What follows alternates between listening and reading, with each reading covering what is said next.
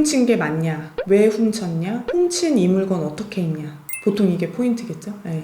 왜냐면 보통은 왜 훔쳤어 이러면은 그런 경위를 설명하기보다 그냥 자기를 추궁한다고 생각하고 죄송합니다, 잘못했습니다, 무조건 피해자분께 죄송합니다 이런 말만 반복하시는 경우가 있는데, 안녕하세요, 13년차 형사 전문 진보라 변호사입니다.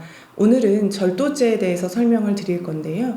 절도죄란 타인의 재물을 절취한 자를 의미하고 형법에서는 6년 이하의 징역, 1,000만 원 이하의 벌금에 처한다라고 규정을 하고 있습니다. 타인의 재물이라고 할 때 타인이라 함은 범행을 한 범인 이외의 사람을 의미하고요. 절취라는 것은 타인의 재물을 내가 무단으로 가져오는 것을 절취라고 합니다. 제가 많이 하는 상담 중에는 별거를 하고 있는 아내에게 내 카드를 돌려달라고 요청했는데 아내가 이를 돌려주지 않고 보관을 하고 있다가 마음대로 현금 인출기에 가서 카드를 이용해서 돈을 인출한 경우 죄가 되는지를 문의하시는 경우가 많습니다. 부부 사이이기 때문에 죄가 되지 않는 것일까요? 물론 저희 형법 규정상에는 일정한 친족 관계에 있는 경우에는 처벌을 하지 않는 죄들이 있습니다. 그 예로는 절도, 사기, 공갈, 횡령, 배임 등이 있는데요. 절도죄의 경우에도 부부 사이라고 하면 처벌되지 않는 게 원칙입니다. 다만 제가 말씀드린 사안에서는 피해자를 남편으로 보는 것이 아니라 현금 인출기를 관리하고 있는 은행을 피해자로 보기 때문에 이러한 경우에는 절도죄로 처벌을 받고 있습니다. 만약 아내가 카드를 이용해서 계좌이체를 한 경우라고 하면 절도가 아니라 컴퓨터 사용 사기죄에 해당이 됩니다. 절도죄로 재판을 받게 되었을 때 반성문을 작성하면 형량을 낮추는 데 도움이 되는지 문의하시는 경우가 있는데요. 당연히 반성문을 작성해서 제출하시면 형량이 반영이 됩니다. 절도죄는 법 규정에서는 6년 이하의 징역, 1,000만 원 이하의 벌금에 처한다라고 규정을 하고 있고, 양형위원회에서는 징역 6월에서 1년 6월까지 선고하도록 권고를 하고 있습니다. 다만 진열된 상품을 가져간 경우, 또 사람이 가지고 있는 물건을 가져간 경우, 또 남의 집에 침입해서 물건을 가져간 경우에는 그 죄질의 정도가 다르다고 판단을 하기 때문에 다른 형량을 선고받을 수 있습니다. 감경 요소로는 진지하게 반성하고 있는 것,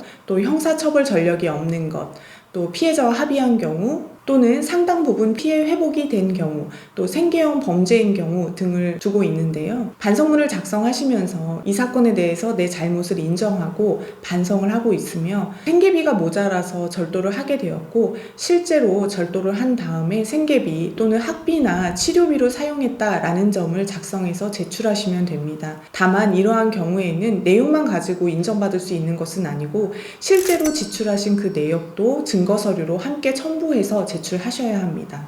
감형받을 수 있는 반성문 작성법은 이 영상을 참조해 주시면 됩니다. 절도죄로 경찰 조사를 받을 때 주의해야 할 점을 말씀드리겠습니다. 절도죄로 신고가 되면 담당 형사는 피해자를 불러서 조사를 하고 그 다음에 가해자를 불러서 조사를 하게 되어 있습니다. 그런데 제가 형사님이 언제 나와서 조사를 받으라고 하는데 어떻게 해야 할지 모르겠어요 라고 상담 문의 전화가 와서 실제로 상담을 해보면 이번이 처음인 경우보다 본인이 절도의 습벽이 있어서 여러 차례 절도를 행했는데 이번에는 어떤 사건에 대해서 조사를 받으러 나오라는 건지 잘 모르겠다라고 얘기하시는 경우가 의외로 많습니다. 그렇다면 담당 형사님께 연락을 받았을 때 언제 어떤 장소에서 어떤 물건을 훔친 사건에 대해서 조사를 받는 건지 문의를 하셔야 하고요. 만약에 형사님께서 알려주지 않으신다면 먼저 정보공개 청구를 해서 고소장을 열람하셔야 합니다. 그리고 나서 확보된 고소장 내용을 가지고 내가 왜 훔치게 되었는지, 훔친 이후에는 또 어디에 사용했는지를 잘 정리하신 다음에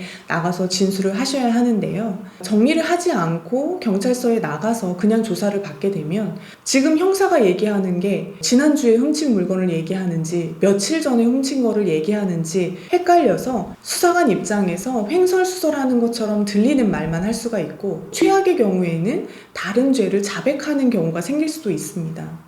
또한 피해자와 피해 금액이 확인된 경우에 피해 정도가 경미하다면 조사를 받으러 가기 전에 피해자와 미리 합의를 시도해 볼 수도 있습니다. 따라서 꼭 미리 확인을 해보신 다음에 조사에 참석하셔야 합니다. 보통 경찰 단계에서 뭘 물어보나요? 가면 이런 절도죄 같은 경우는? 훔친 게 맞냐? 왜 훔쳤냐? 훔친 이 물건 어떻게 했냐? 보통 이게 포인트겠죠? 네.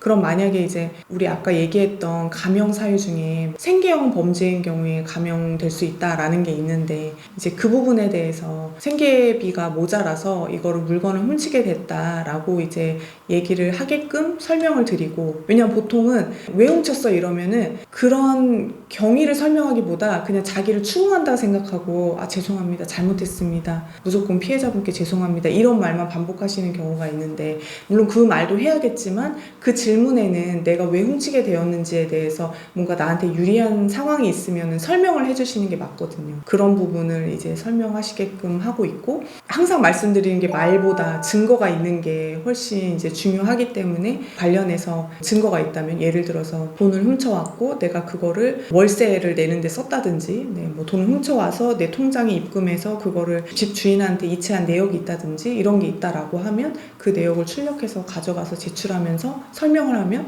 더 도움을 받을 수 있겠죠. 그런 부분들을 할 수 있을 것 같아요. 절도죄로 수사나 재판을 받게 될 경우에 합의하는 방법에 대해서 말씀을 드리면, 보통은 수사 단계에서는 수사기관을 통해서 합의를 진행하시는 게 좋고요.